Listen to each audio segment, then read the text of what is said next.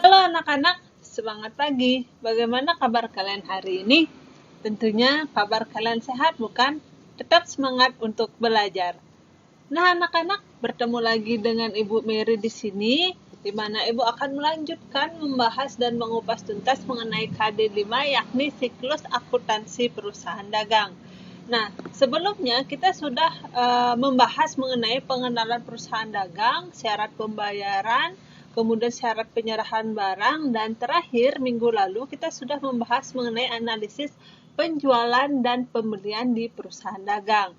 Oleh karena itu, hari ini Ibu akan membahas mengenai pencatatan transaksi jurnal khusus dan jurnal umum pada perusahaan dagang. Nah, anak-anak, perlu kalian ketahui salah satu perbedaan antara perusahaan jasa dengan perusahaan dagang, yakni adanya jurnal khusus. Jadi, jurnal khusus pada perusahaan dagang itu adalah jurnal yang dirancang secara khusus untuk mencatat transaksi yang sifatnya sama dan sering terjadi atau berulang-ulang.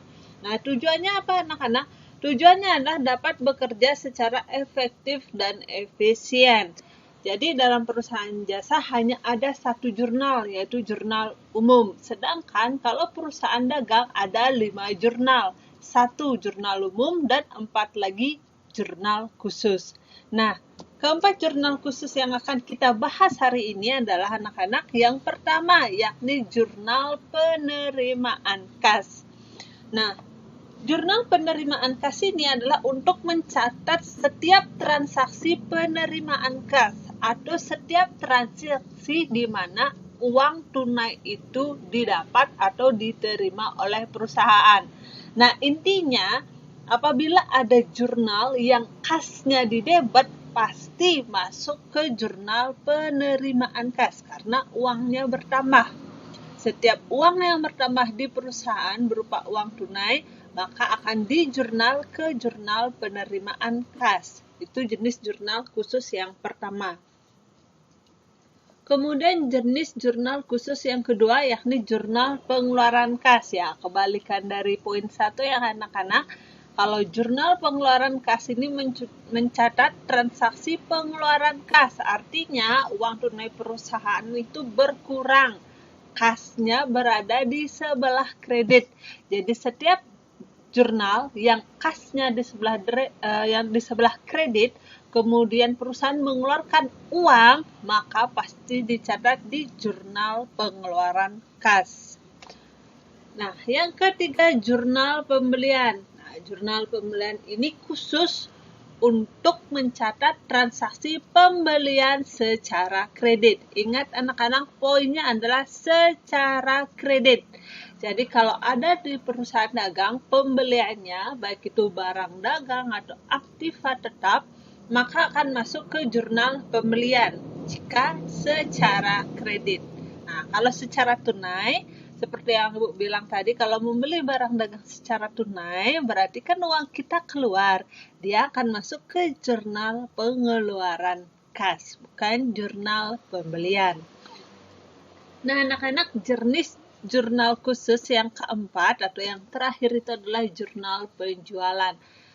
Jurnal penjualan ini mencatat transaksi penjualan barang dagang secara kredit. Nah, kalau secara kredit misalnya kita menjual barang dagang ke toko A secara kredit, maka harus dicatat ke jurnal penjualan.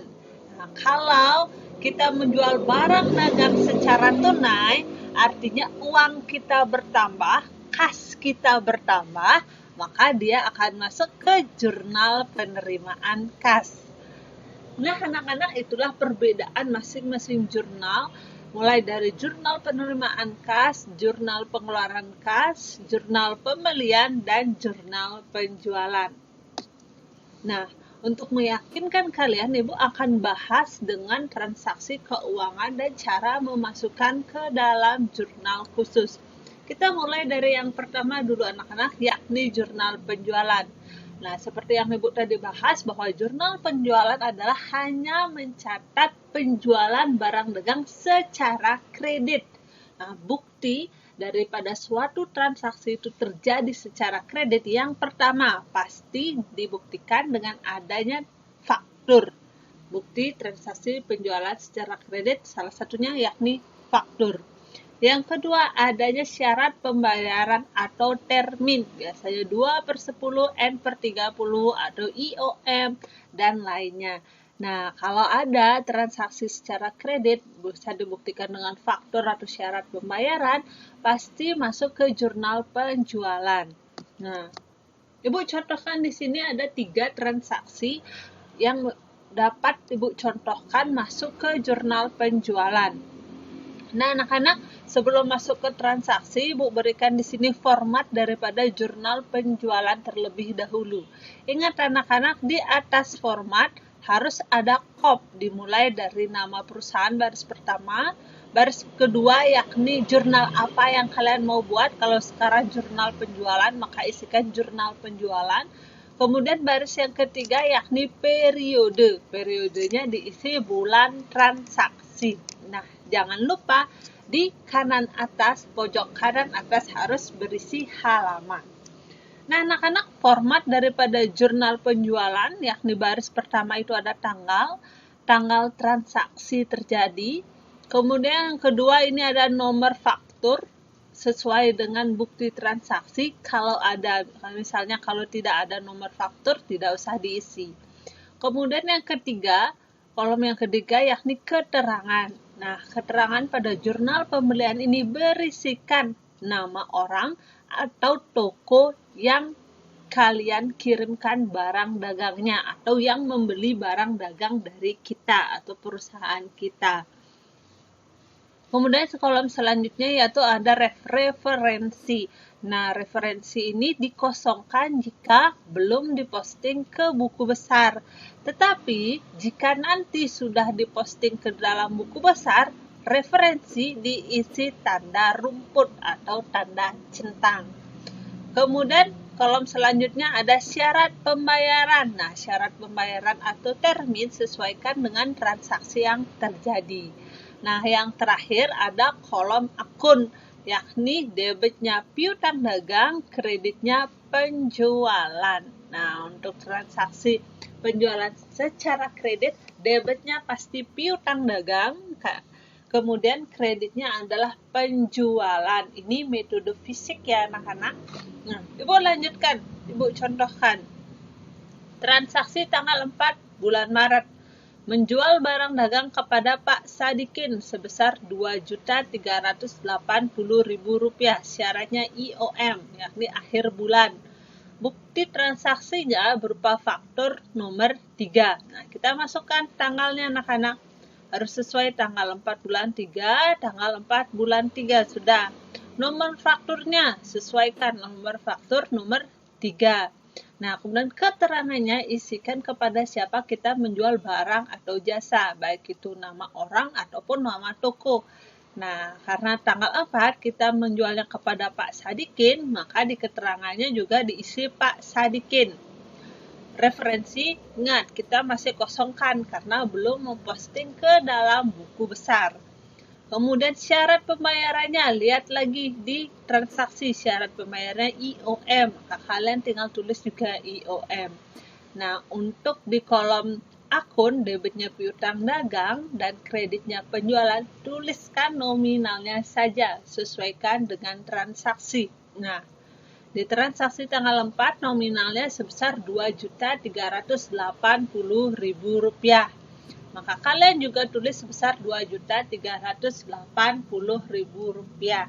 Sehingga bisa kalian baca untuk jurnal tanggal 4, debitnya adalah piutang dagang sebesar Rp2.380.000 dan kreditnya adalah penjualan sebesar Rp2.380.000.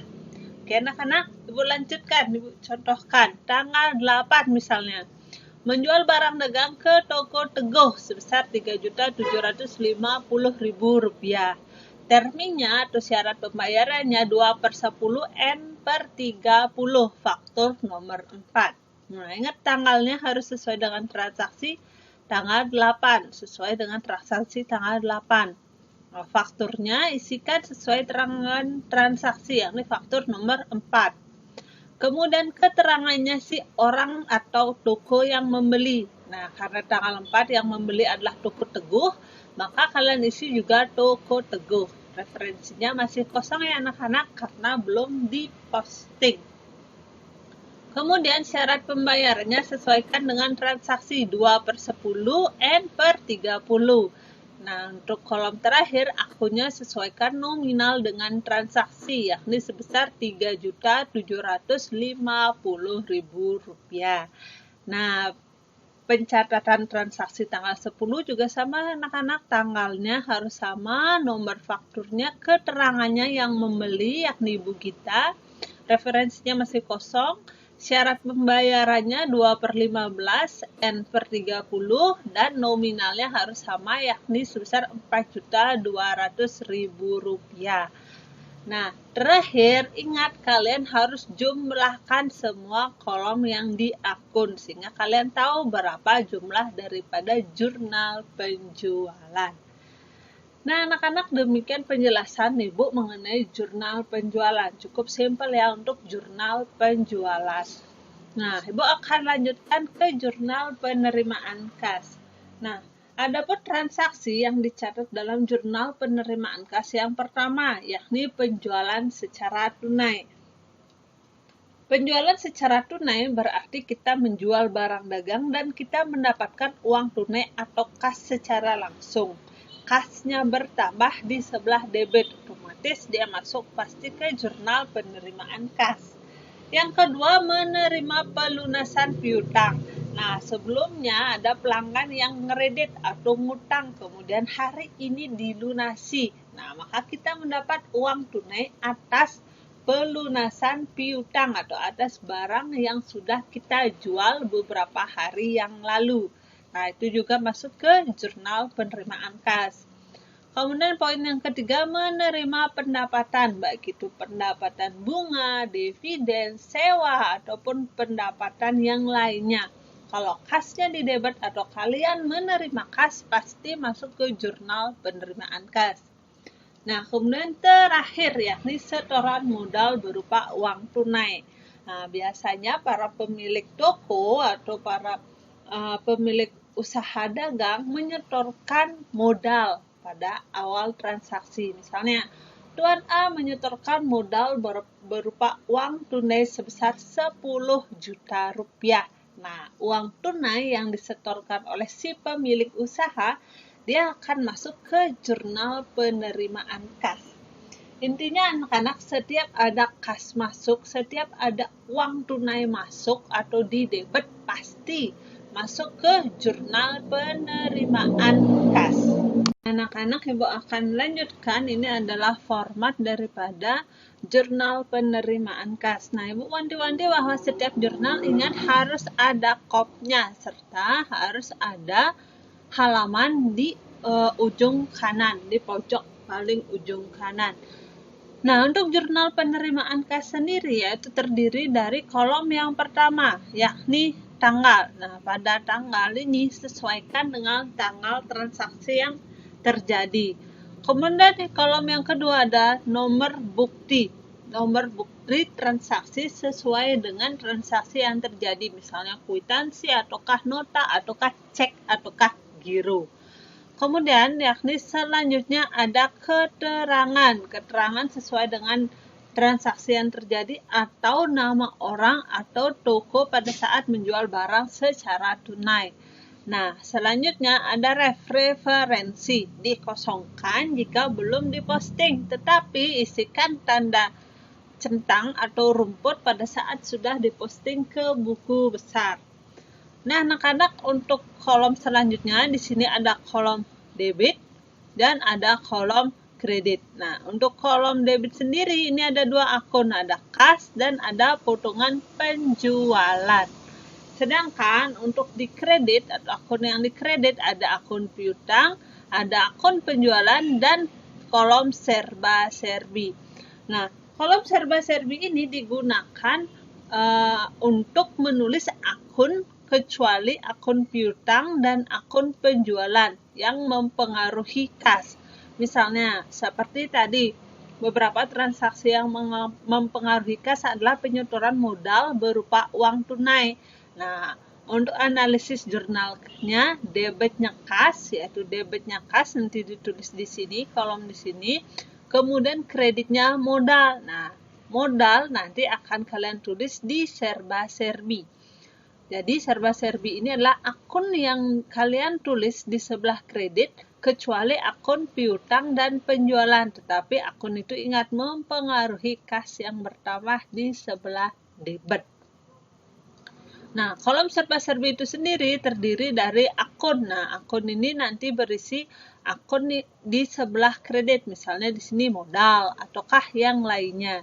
Kemudian ada referensi. Nah, referensi ini adalah referensi daripada akun yang di serba-serbi, nanti diisi nomor akun, bukan tanda centang. Kemudian ada jumlah. Nah, jumlahnya juga jumlah akun yang kolom serba-serbi, bukan untuk kolom yang lainnya. Ini khusus untuk kolom serba-serbi. Terdapat ada 3 kolom, yakni akun, referensi, dan jumlah. Oke anak-anak, agar kalian tidak bingung, Ibu akan lanjutkan untuk menganalisis atau memberikan kalian contoh transaksi dalam jurnal penerimaan kas. Nah, ini adalah 5 transaksi, bukan 5 ya, 6 bahkan. Transaksi yang memudahkan untuk memahami jurnal penerimaan kas. Nah, masing-masing transaksi akan Ibu bahas ke dalam jurnal penerimaan kas. Nah, contohnya anak-anak, transaksi yang pertama. Tanggal 1 Maret, Pak Danke sebagai pemilik toko menyetorkan modal berupa uang tunai sebesar 22 juta rupiah.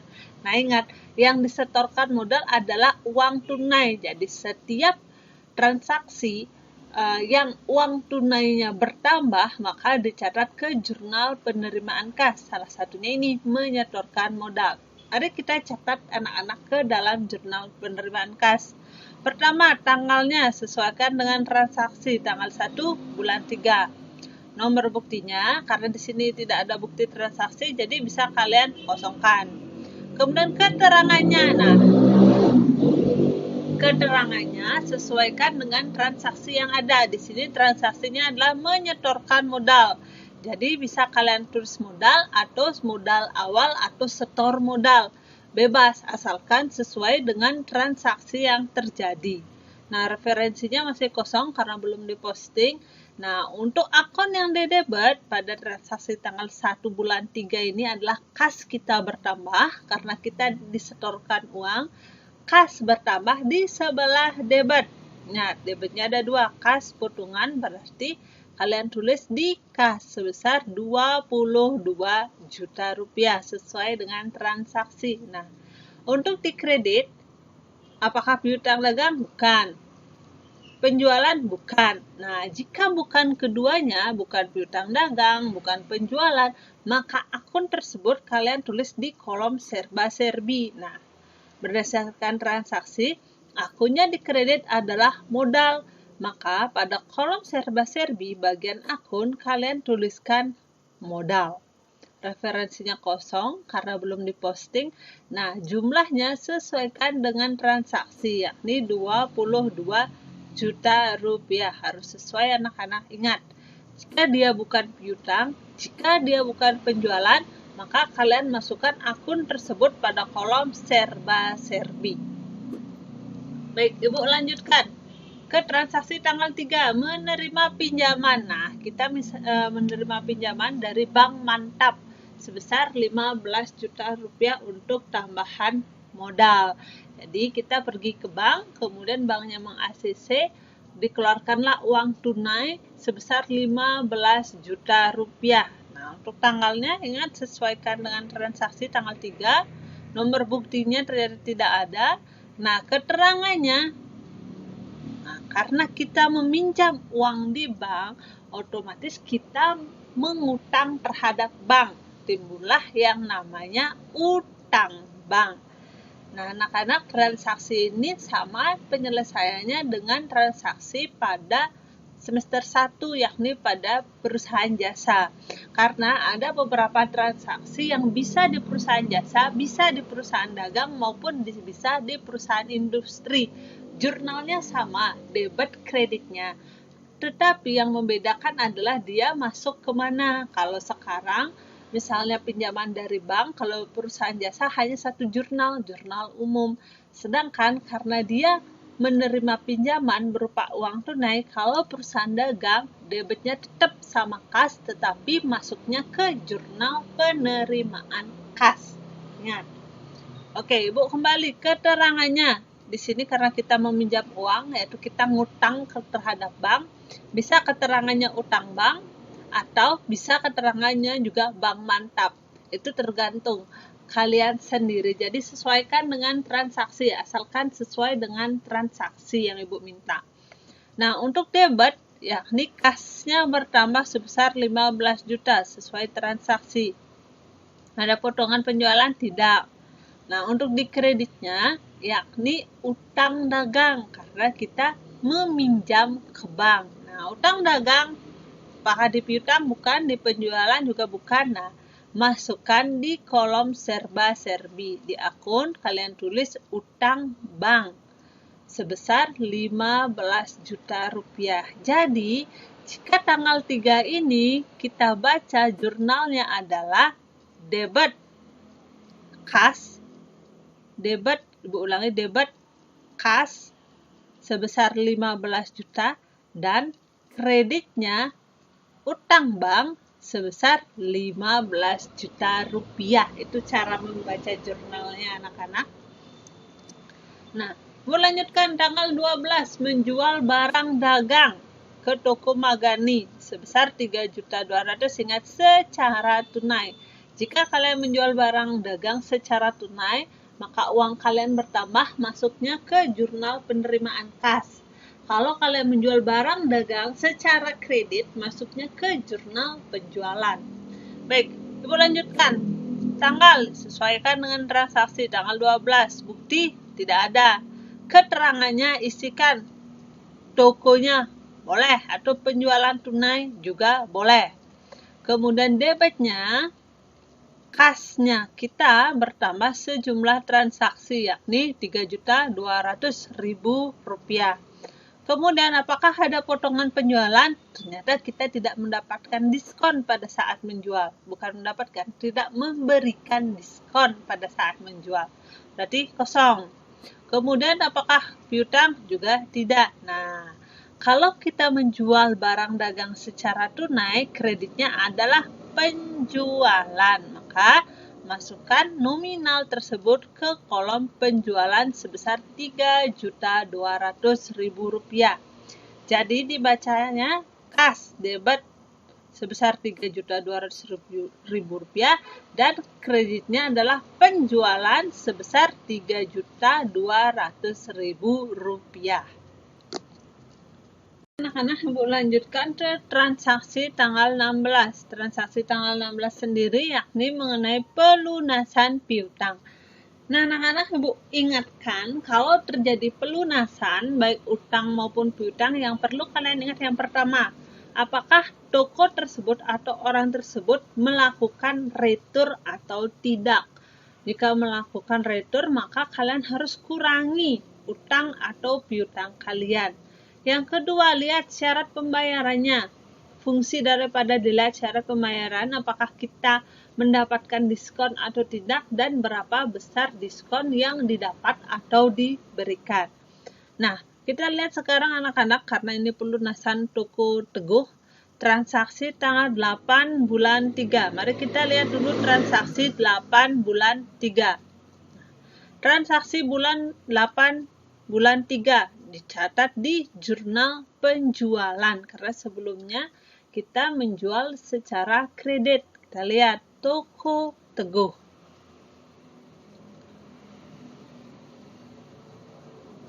Toko Teguh ini anak-anak transaksinya. Toko Teguh, syarat pembayarnya ingat 2/10 N/30 dan jumlah piutangnya adalah sebesar 3.750.000 rupiah. Nah, karena syaratnya 2/10 artinya kita mendapatkan diskon 2% jika kita membayar 10 hari pertama sejak tanggal transaksi, yakni tanggal 8. Berarti jatuh temponya adalah tanggal 17. Terakhir tanggal 17 baru kita mendapatkan diskon. Nah, sekarang kita lihat anak-anak sekali lagi, lihat apakah ada retur atau tidak. Mari kita lihat apakah ada retur. Nah, ternyata tidak ada retur. Retur hanya ada PT Buana dan ada Pak Sadikin. Nah, sehingga dari toko Teguh pelunasannya itu full, tidak ada retur, yakni sebesar Rp3.750.000. Tapi apakah ada diskon? Ingat syaratnya tadi 2/10, jadi tanggal 8 sampai dengan tanggal 17 itu mendapatkan diskon. Ternyata dibayar tanggal 16, berarti kalian mendapatkan diskon sebesar 2% dikali tadi transaksi atau jumlah piutang, yakni sebesar Rp3.750.000. Di potongan yang didapat adalah sebesar Rp75.000. Ingat, didapatnya dari 2% kali Rp3.750.000. Maka untuk transaksi 16 ini kita catat pada jurnal penerimaan kas, yakni tanggalnya sesuaikan. Kemudian keterangannya adalah toko yang melunasi, yakni toko Teguh. Referensinya kosong. Nah, di debit, ingat, di debit uang kita bertambah karena terjadi pelunasan dan ternyata terdapat potongan. Kita memberikan potongan karena membayar pelanggan tersebut 10 hari sejak tanggal transaksi, yakni sebesar 2%. Nah, di debit potongannya kita catat, yakni potongan penjualan sebesar Rp75.000. Kemudian debit lagi kasnya yang kita dapat sebesar Rp3.675.000. Nah, kas didapat sebesar ini adalah jumlah piutang dikurangi potongan. Ibu tegaskanlah sekali lagi, didapat jumlah kas sebesar Rp3.675.000 didapat dari jumlah piutang atau jumlah transaksi dikurangi dengan potongan. Jadi ada dua akun di debit anak-anak, ada akun kas sebesar Rp3.675.000 dan di debit lagi satu, yakni potongan penjualan sebesar Rp75.000. Itu akun yang di debit. Kemudian akun yang dikredit. Nah, karena ini pelunasan piutang, berarti piutang dagang kita di toko Teguh itu berkurang. Piutang berkurang di sebelah kredit. Nah, berarti di sebelah kredit, di kolom kreditnya adalah piutang sebesar Rp3.750.000. Ingat, di kreditnya adalah piutang dagang sebesar Rp3.750.000. Jadi ada 3 kolom yang diisi anak-anak, kas, potongan itu untuk sisi debit, sedangkan sisi kreditnya hanya satu, yakni piutang dagang di kredit sejumlah Rp3.750.000 tanpa adanya retur. Oke, Ibu lanjutkan ke tanggal 22 bulan 3. Menjual barang dagangan ke toko Kurnia. Nah, secara tunai. Ini sama seperti yang tadi anak-anak sudah pernah pencatatan penjualan secara tunai. Tanggalnya sudah biasa sesuai transaksi, keterangannya toko Kurnia, sesuai transaksi kepada siapa kita menjual. Nah, karena secara tunai, kasnya pasti bertambah di sebelah debit sebesar Rp4.300.000. Nah, di kredit penjualannya, ingat, di kredit adalah yang bertambah penjualannya sebesar Rp4.300.000. Debitnya kas Rp4.300.000, kreditnya penjualan sebesar Rp4.300.000. Nah, kemudian tanggal 26 ternyata ada lagi pelunasan piutang. atas transaksi tanggal 10, yakni transaksi Ibu Gita. Kita lihat ada termin tanggal 10, kita lihat di jurnal penjualan, karena sebelumnya kita menjual barang dagang secara kredit ke Ibu Gita. Ternyata terminnya 2/15 N per 30. Tanggal terakhir berarti tanggal 24 kita mendapatkan potongan. Nah, kemudian kita ingat anak-anak, lihat retur, apakah ada retur Ibu Gita? Ternyata tadi tidak, hanya ada Pak Sadikin. Nah, dibayarnya anak-anak tanggal 26, berarti sudah melebihi masa potongan, sehingga tidak akan mendapatkan potongan. Nah, untuk penjurnalannya, maka untuk akun yang didebit adalah kas, kita terima penuh sebesar Rp4.200.000. Sedangkan untuk kredit, karena ini pelunasan transaksi penjualan kredit sebelumnya, maka piutangnya berkurang sebesar Rp4.200.000. Ditulislah di sebelah kredit, yakni piutang dagang sebesar Rp4.200.000. Debitnya kas sebesar Rp4.200.000, kreditnya piutang dagang sebesar Rp4.200.000. Ingat, transaksi tanggal 26 ini tanpa potongan dan tanpa adanya retur, jadi full diterima anak-anak. Nah, anak-anak, ini adalah rekapan dari jurnal penerimaan kas yang sudah tadi Ibu bahas. Ingat, di akhir harus ada total. Dari kasnya di total berapa, potongannya berapa, kemudian sampai dengan di serba-serbi juga di total. Jadi nanti jumlah yang didebit, yakni kas dan potongan penjualan, dengan jumlah yang dikredit dari piutang dagang sampai serba-serbi harus sama atau balance. Jika tidak sama, tolong dicek satu-satu anak-anak, karena di sini ingat ada kolomnya serba-serbi dan per masing-masing akun untuk di serba-serbi.